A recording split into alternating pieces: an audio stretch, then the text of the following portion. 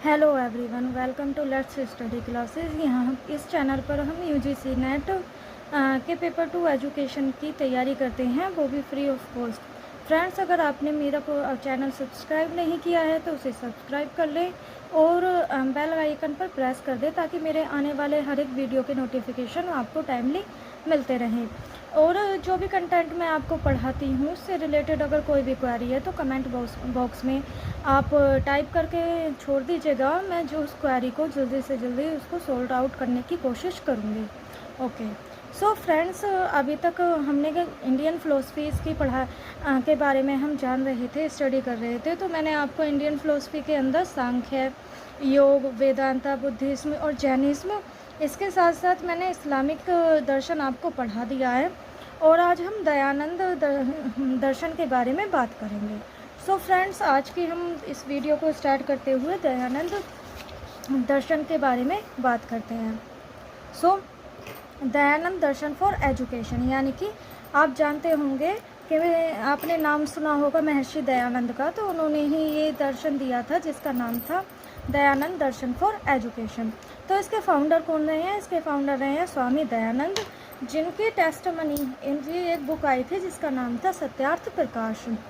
अब basically according to Maharshi Dayanand, उनके according meaning of education क्या है, तो इसके बारे में हम बात करते हैं। तो इसके अंदर उन्होंने बताया है कि एजुकेशन किसके लिए होनी चाहिए? सेल्फ डेवलपमेंट के लिए, वेलफेयर फॉर ऑल, जितने भी लिविंग बीइंग हैं उनके वेलफेयर के लिए, मास्टरी ऑन रियल एजुकेशन, और हमारी मास्टरी होनी चाहिए किस पर?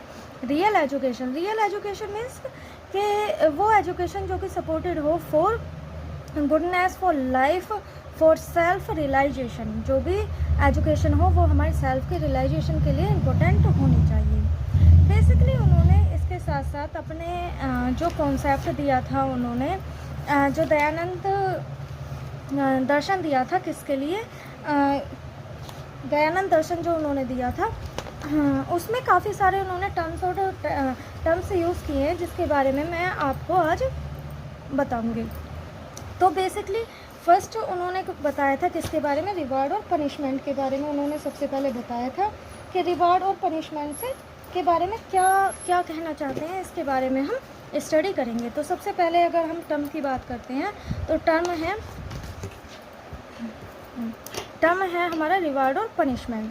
तो बेसिकली रिवार्ड और पनिशमेंट का मतलब है कि उन्होंने कहा है कि चाइल्ड की एजुकेशन में रिवार्ड और पनिशमेंट का एक हाईली प्लेस होना चाहिए, क्योंकि एक तरीके से साइकोलॉजिकली रिवार्ड और पनिशमेंट साइकोलॉजिकली बहुत ही ज़्यादा इम्पोर्टेंट होता है। जैसे कि आप देखें कि भाई, अगर हम बात करते हैं, आप देखें कि भाई अगर मान लीजिए आप क्लास में बच्चे को पढ़ा रहे हैं, आपने कुछ क्वेश्चन पूछा और किसी बच्चे ने आपने काफ़ी सारे बच्चों से कुछ क्वेश्चन पूछा, सेम क्वेश्चन, ये नहीं कि डिफरेंट क्वेश्चन पूछे हैं, आपने सेम क्वेश्चन पूछा।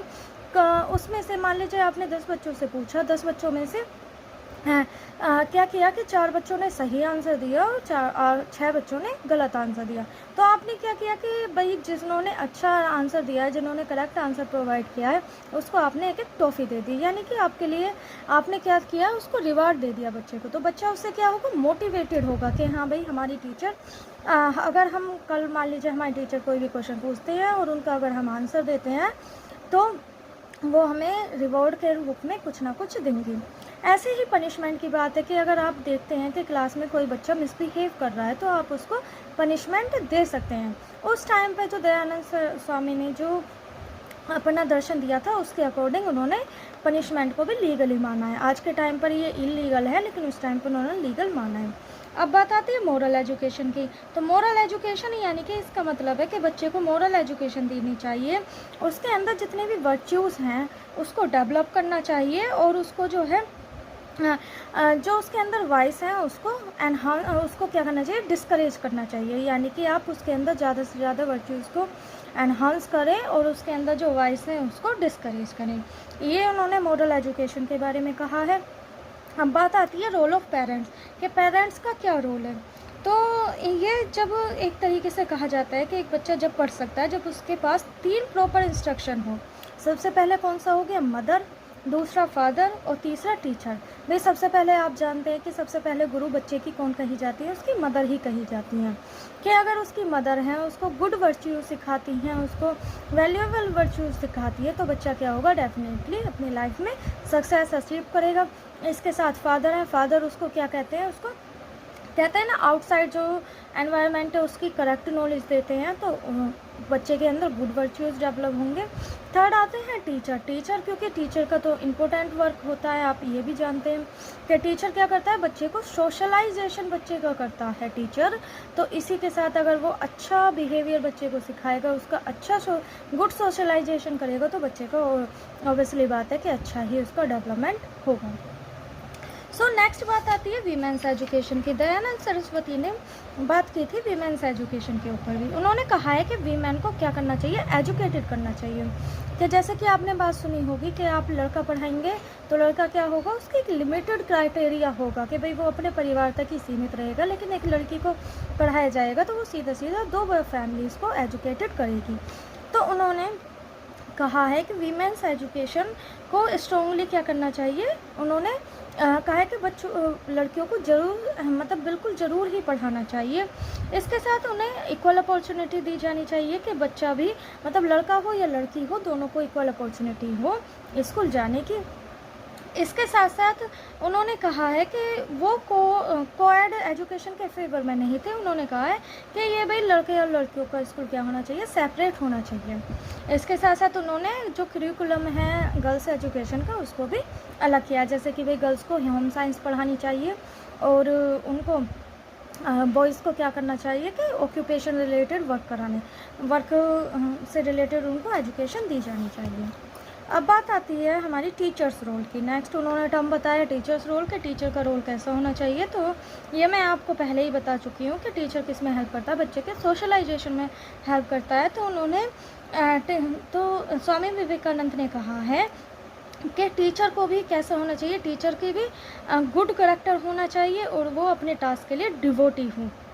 ऐसा नहीं है कि आज क्या करा कि भाई मान लीजिए टीचर है, टीचर को अलॉटेड किया गया है कि आपको 20 नंबर ऑफ़ पीरियड्स आपको लेने हैं बच्चे के क्लासेस के, तो टीचर ने क्या करा कि 14 तो ले लिए और 6 को क्या कर दिया, उनको हटा दिया, मतलब गैप कर दिया। तो ऐसा नहीं होना चाहिए, टीचर को अपने वर्क के लिए कम्प्लीटली डिवोटी होना चाहिए।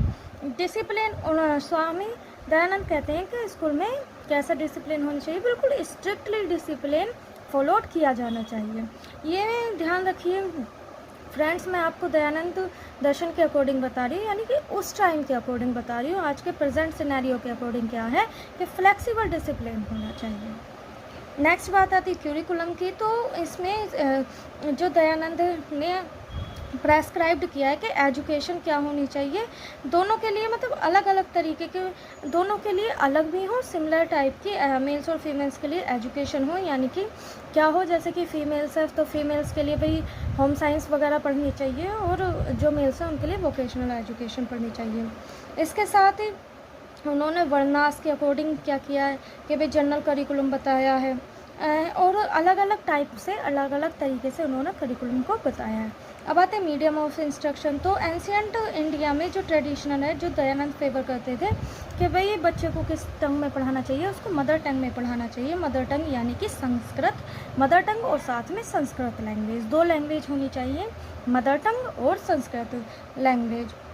जो मदर टंग जहाँ पर हिंदी है वहाँ हिंदी, और जहाँ पर कोई और रीजनल लैंग्वेज है वहाँ पर other regional language. Qualification of teachers की अगर हम बात करते हैं तो क्वालिफ़िकेशन क्या होनी चाहिए टीचर की, चाहे वो मेल हो या फीमेल हो। उन्होंने कहा है कि भाई एक क्या होता है टीचर कैसा होता है, एक अलग अकेला ही वाइस मैन होता है जो कि कभी भी आइडियल या फिर लेजी नहीं होना चाहिए। यानी कि टीचर कैसा होना चाहिए, बिल्कुल एक्टिव होना चाहिए और उसको ये नहीं हो कि उसके अंदर कि कोई प्रॉफिट या लॉस की उसके अंदर कोई भी इंटीग्रेशन हो, कोई पेन हो, कोई भी अपने आप में मतलब एक तरीके से कहते हैं ना कि इंटरनली वो बिल्कुल भी डिस्टर्ब नहीं होना चाहिए। नेक्स्ट बात आते हैं कंट्रीब्यूशन ऑफ दयानंद टुवर्ड्स शिक्षा के लिए उनका क्या कंट्रीब्यूशन है। तो उन्होंने काफ़ी सारे टर्म दिए हैं इसके अंदर। एजुकेशन फॉर परफेक्शन के लिए होना चाहिए कि उन्होंने कहा है कि करेक्ट ऐसी एजुकेशन होनी चाहिए जो कि हाई स्टैंडर्ड को डेवलप करे, किसके, करेक्टर ऑफ कंडक्ट के। वो चाहते थे कि रियलाइज़ किया जाए ऑलराउंड परफेक्शन। अब बात आती है मल्टी साइड करिकुलम की। तो मल्टी साइड का मतलब उन्होंने डिफरेंट एस्पेक्ट पे ध्यान दिया है कि बच्चे का फिज़िकल, स्पिरिचुअल और कि मेंटल हर एक तरीके के डेवलपमेंट पे ध्यान देना चाहिए। बात है नेक्स्ट ह्यूमनिज्म और रैशनलिज्म की, यानी कि एक तरीके से जो परफेक्शन है किसके अंदर, ह्यूमनिस्ट आइडियल के साथ साथ उन्होंने कहा है कि ह्यूमनिस्टिक टेंडेंसी भी होनी चाहिए, यानी कि एक तरीके से इस तरीके की एजुकेशन सिस्टम हो कि बच्चा अपने उसके अंदर रैशनलिज्म का ज़्यादा से ज़्यादा डेवलपमेंट हो। और फॉर प्रोटेक्टिंग वैल्यू, यानी कि ऐसा ना हो कि समय के साथ बदलते हम अपनी वैल्यूज़ को, अपने कल्चर को खो दें, नहीं, बल्कि अपनी वैल्यूज़ को, अपने कल्चर को किस तरीके से रखना चाहिए, प्रिजर्व रखना चाहिए। सो फ्रेंड्स, आई होप कि आपको दयानंद दर्शन के बारे में समझ में आ गया होगा। और ये हमारा दयानंद दर्शन आज कंप्लीट हुआ है। इसके बाद मैं आपको नेक्स्ट टॉपिक पढ़ाऊँगी। सो फ्रेंड्स, अगर इससे रिलेटेड आपको कोई भी क्वेरी है तो मुझे कमेंट बॉक्स में आप पूछ लीजिएगा। Okay, so friends, thank you.